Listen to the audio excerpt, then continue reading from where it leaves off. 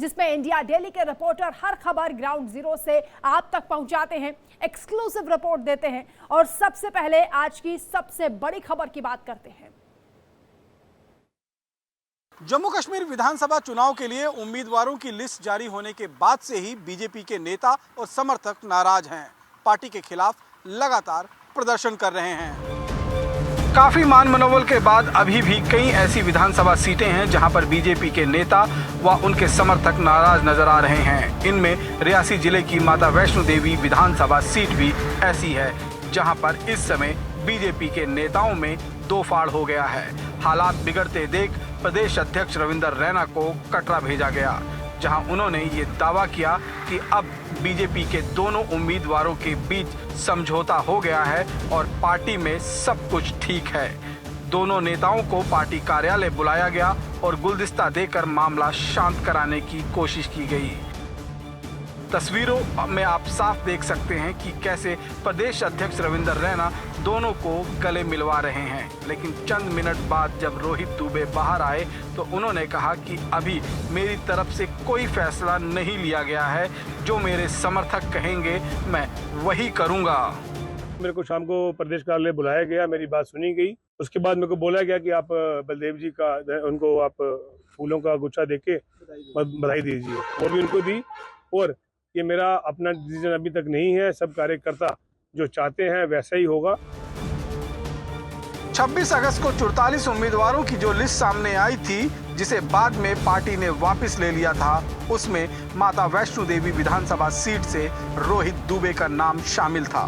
लेकिन जब दोबारा लिस्ट जारी की गई तो उसमें रोहित दुबे का नाम हटाकर बलदेव राज शर्मा का नाम शामिल किया गया, जिससे रोहित दुबे के समर्थक भड़क उठे और उन्होंने पार्टी के खिलाफ विरोध प्रदर्शन शुरू कर दिया। मतलब साफ है कि रोहित दुबे ने पार्टी के खिलाफ बागी तेवर अपना लिए हैं। सूत्रों के मुताबिक खबर ये भी सामने आ रही है कि आने वाले चुनाव में रोहित दुबे पार्टी का दामन छोड़कर इंडिपेंडेंट चुनाव लड़ सकते हैं। कोलकाता रेप मर्डर मामले में ममता सरकार बुरी तरीके से घिरी हुई है। केस में बरती गई लापरवाही को लेकर चौतरफा बंगाल सरकार की आलोचना की जा रही है। बचाव में ममता बनर्जी महिलाओं की सुरक्षा के लिए कानून बनाने की बात कर रही है। कोलकाता रेप मर्डर केस जैसी घटनाओं को रोकने के लिए ममता बनर्जी ने कहा था कि इस घिनौने अपराध के दोषियों को तय समय में फांसी देने के लिए विधानसभा में बिल पास करवाएंगी। मंगलवार को इस बिल के पेश होने की संभावना है। पश्चिम बंगाल विधानसभा के विशेष सत्र की शुरुआत सोमवार से हो सकती है। अगर राज्यपाल सीबी आनंद बोस ने बिल को मंजूरी देने में देरी की तो धरना दिया जाएगा। আমি নেক্সট উইকে অ্যাসেম্বলি কল করব বিধানসভা স্পিকারকে বলে, এবং আমরা ওয়েস্ট বেঙ্গল অ্যাসেম্বলি থেকে আগামী 10 দিনের মধ্যে ফাঁসির ধর্ষকের ফাঁসি চাই এই বিল আমরা পাশ করে রাজ্যপালের কাছে পাঠাবো। उधर बीजेपी सांसद मनोज तिवारी ने भी ममता सरकार पर हमला बोला है। उन्होंने कहा है कि देश देख रहा है कि पश्चिम बंगाल में क्या हो रहा है। ममता सरकार पर सबूतों से छेड़छाड़ करने का भी आरोप लगाया। जब भी कोई ऐसी घटना होगी महिलाओं के साथ, बेटियों के साथ, तो अपराधियों को सजा दिलाने के लिए हमें आगे बढ़ना चाहिए, न कि अपराधियों को बचाने के लिए। तो जो इस समय पश्चिम बंगाल में हो रहा है वो अपराधियों को बचाने का सरकार काम कर रही है।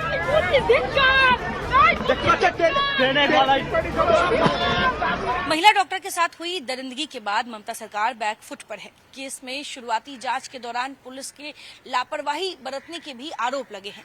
ऐसे में बीजेपी के नेतृत्व में लोगों ने ममता सरकार के खिलाफ जमकर प्रदर्शन किया और मुख्यमंत्री ममता बनर्जी के इस्तीफे की भी मांग की है। गुजरात के कई इलाकों में लगातार हो रही मूसलाधार बारिश के चलते कई इलाकों में स्थिति चिंताजनक बनी हुई है। बांध ओवरफ्लो हो रहे हैं। हालात को देखते हुए निचले इलाकों को और यहां पर रहने वाले लोगों को अलर्ट पर रखा गया है। गुजरात में बारिश का आपातकाल चल रहा है। रिकॉर्ड बारिश से गुजरात के 27 जिलों में मौसम विभाग ने रेड अलर्ट जारी कर दिया है। नदियां खतरे के निशान को पार कर चुकी हैं, तबाही मचाने को बेकरार है।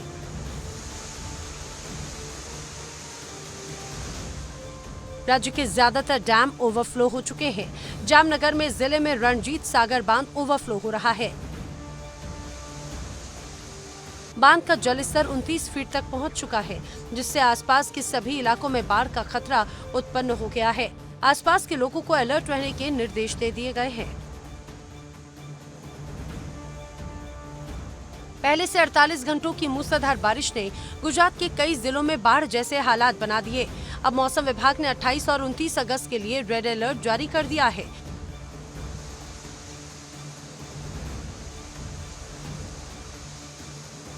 भारी बारिश और बाढ़ के चलते रिहायशी इलाके टापू में तब्दील हो चुके हैं। मूसलाधार बारिश के बाद हुई कई फीट तक जल जमाव ने लोगों को अपने घरों में रहने को मजबूर कर दिया है। राजकोट, वडोदरा, जामनगर और सूरत में बाढ़ ने स्थिति को गंभीर बना दिया है, जिसके बाद सेना को राहत बचाव कार्यों के लिए तैनात किया गया है।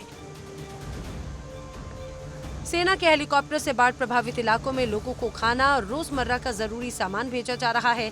स्थानीय प्रशासन और राहत दल हर संभव प्रयास कर रहे हैं ताकि प्रभावितों को जल्द से जल्द सहायता प्रदान की जा सके। बाढ़ प्रभावित इलाकों में सेना का हेलीकॉप्टर लगातार रेस्क्यू ऑपरेशन में जुटा हुआ है। खाने का सामान और जरूरी सामान लोगों तक पहुंचाया जा रहा है। इतना ही नहीं, लोगों की प्राथमिकताओं को ध्यान में रखते हुए स्थानीय प्रशासन भी हर संभव मदद में जुटा हुआ है। महाराष्ट्र के सिंधुदुर्ग में शिवाजी की प्रतिमा ढहने को लेकर सियासी उबाल चरम पर है। शिवसेना, ओबीटी और एनसीपी सहित तमाम जो विपक्षी दल हैं वह बीजेपी और सिंधिया सरकार को बड़ी जबरदस्त तरीके से घेरने में लगे हुए हैं, जिसे लेकर महाराष्ट्र में फिर से एक बार सियासी जंग तेज हो गई है। संजय राउत ने बीजेपी और सिंधिया सरकार पर हमला बोलते हुए कहा कि शिवाजी महाराज के संबंध में बीजेपी ने जो किया है वह घृणित है। अगर शिवाजी महाराज होते तो ऐसे लोगों को किनारे कर देते थे। ये ऐसे बेशर्मी की हद है। मुख्यमंत्री और डिप्टी सीएम देवेंद्र फडणवीस पर धिक्कार है। ये सरकार के खिलाफ भ्रष्टाचार हुआ है, इस्तीफा दीजिए। मूर्ति क्यों टूटी है? भ्रष्टाचार हुआ है ना, खुलकर बोलिए भ्रष्टाचार हुआ है, इस्तीफा दीजिए। और कहा नहीं भ्रष्टाचार करते लोग? जहाँ जहाँ राष्ट्रवाद, राष्ट्रभक्ति का मामला आता है वहाँ ये लोगों का भ्रष्टाचार है। संजय राउत के इस वार का जवाब देते हुए डिप्टी सीएम देवेंद्र फडणवीस ने कहा कि घटना पर किसी को राजनीति नहीं करनी चाहिए। मात्र त्याच वेळी केवळ याचं राजकारण करायचं हे जे काही विरोधकांनी सुरू केलेलं आहे, प्रत्येक गोष्टीत राजकारण शोधून काढायचं, प्रत्येक गोष्टीला इलेक्शनच्या चष्म्यातनं पाहायचं, निवडणुकांच्या चष्म्यातनं पाहायचं, हे अत्यंत चुकीचं आहे। अशा प्रकारचं खालचं राजकारण त्यांनी करू नये। मी एवढंच सांगतो, राज्य सरकार, नेव्ही असेल, सगळ्यांनी एकत्रित येऊन ज्या काही चुका घडलेल्या आहेत त्या चुका त्या ठिकाणी पुन्हा घडणार नाहीत। ज्यांनी चुका केल्या त्यांना शासन होईल आणि छत्रपती शिवरायांचा भव्य अशा प्रकारचा पुतळा त्या ठिकाणी पुन्हा उभा राहील, या संदर्भातली कारवाई सुरू केली। वहीं एक कदम आगे बढ़ते हुए उद्धव ठाकरे ने तो सरकार के खिलाफ विरोध जताते हुए महाविकास आघाड़ी की तरफ से 1 सितंबर को मार्च निकालने का ऐलान भी कर दिया है। नौसेना इस संबंध में जांच कर रही है, जो भी दोषी होगा उस पर सख्त एक्शन लेने की बात भी कह रही है। महाराष्ट्र सरकार नौसेना की मदद कर उस जगह पर छत्रपति शिवाजी महाराज की एक भव्य प्रतिमा बनाने की बात भी कह रही है, जो जल्द ही होगा। उत्तर प्रदेश के बहराइच में वन विभाग ने चौथे भेड़ियों को पकड़ लिया है। आपको बता दें कि इस पूरे इलाके में 6 से 7 भेड़ियों के झुंड को देखा गया था और इन भेड़ियों के आतंक से 30 गांवों में हाहाकार मचा हुआ है। वन विभाग की टीम को बहराइच के ससैया इलाके में बड़ी कामयाबी मिली है, जहां एक और भेड़िया पकड़ा गया है। बहराइच में पहले से 3 भेड़िए पकड़े गए थे।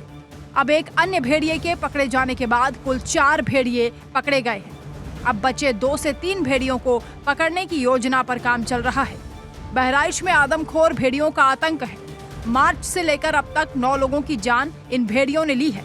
इसमें से 8 बच्चे और एक महिला शामिल है। 3 दर्जन से ज्यादा लोगों को इन भेड़ियों के झुंड ने घायल कर दिया है। जुलाई से लेकर अब तक 6 बच्चे समेत 7 जान इन भेड़ियों ने ली है। 3 भेड़ियों के पकड़े जाने के बाद स्थिति ठीक होती हुई नजर आ रही है।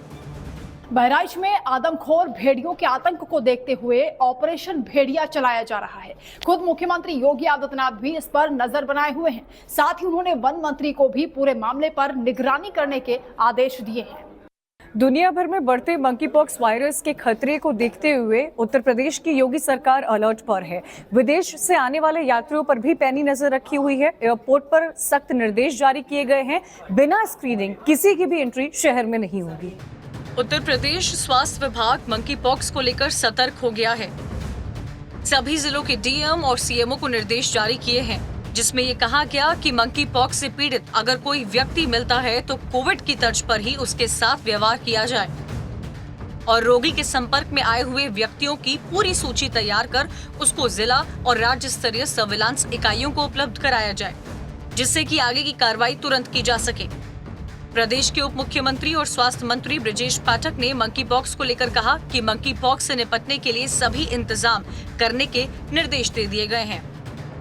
स्वास्थ्य विभाग ने सभी जिलों को निर्देश दिया है, पिछले 21 दिनों में जो भी विदेश से आया है, जहां मंकी पॉक्स की पुष्टि हुई है या संभावित रोगी होने की सूचना है, उनकी एक स्क्रीनिंग कराई जाए।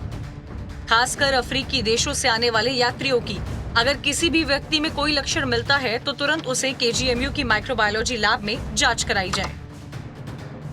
यूपी के स्वास्थ्य विभाग में केजीएमयू के माइक्रोबायोलॉजी लैब में मंकी पॉक्स के केसेस की जांच की जा रही है। इनके सैंपल्स को जांच करने के लिए एक अलग टीम भी बनाई जा रही है और जो भी सैंपल पॉजिटिव पाए जाएंगे उसके लिए एक अलग लिस्ट भी तैयार की जा रही है। जम्मू कश्मीर में सेना ने सर्च ऑपरेशन के दौरान 3 आतंकवादियों को ढेर कर दिया। 2 टेररिस्ट को माछिल सेक्टर में ढेर किया गया तो वहीं एक को मौत के घाट तंगधार में उतारा गया है और बाकी राजौरी में सर्च ऑपरेशन सेना की तरफ से चलाया जा रहा है। सेना ने बताया कि माछिल और तंगधार में 28-29 अगस्त की देर रात खराब मौसम के बीच संदिग्ध गतिविधि देखी गई। इसके बाद यहां सेना और पुलिस ने सर्च शुरू किया। इस दौरान मुठभेड़ शुरू हो गई। तलाशी के दौरान देर रात करीब 12 बजे आतंकियों और सुरक्षा बलों के बीच गोलीबारी हुई, जिसमें सेना को बड़ी कामयाबी हाथ लगी। सेना ने 3 आतंकियों को मार गिराया।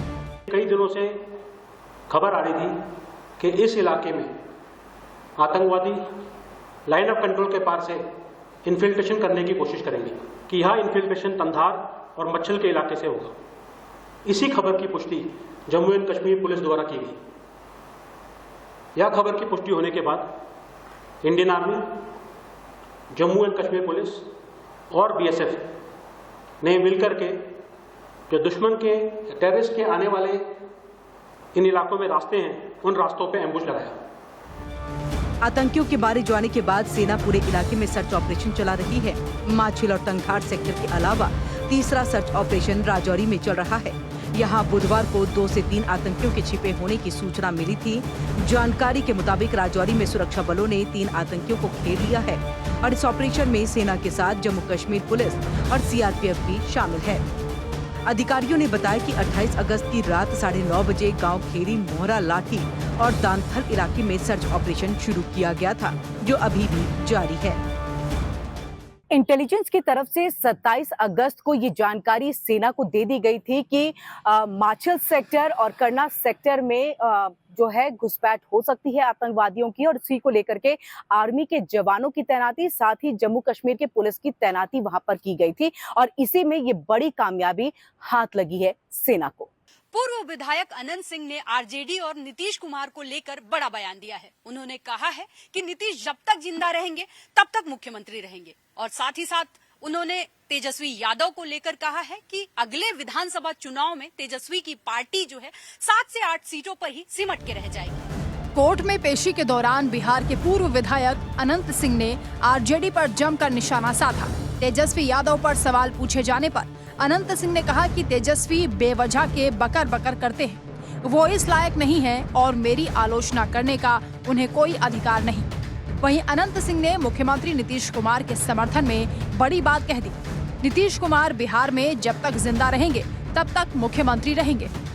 जब तक नीतीश जी रहेंगे जिंदा तब तक मुख्यमंत्री रहेंगे। पूर्व विधायक अनंत सिंह की आज एमपी एमएलए कोर्ट में पेशी हुई, जहां उन्होंने रामजन्म यादव की हत्या के मामले में अपने खिलाफ आरोपों को बेबुनियाद बताते हुए कहा कि उन्हें झूठे आरोपों में फंसाया गया है। उन्होंने दावा किया कि कॉम्प्रोमाइज हो चुका है और उनकी रिहाई कल होने की संभावना है। उन्होंने कोर्ट से इंसाफ मिलने की बात कही और आगे चुनाव लड़ने की अपनी योजना भी स्पष्ट की। दादा, न्यायालय पे आपका जो भरोसा था वो कायम रहा और आपको पूर्ण रूप से जो है कोर्ट से जो है पूरे मामले में जो गलत फंसाया जा रहा है, बार बार आप कह रहे थे न्यायालय से इंसाफ मिला आपको। हाँ मिला।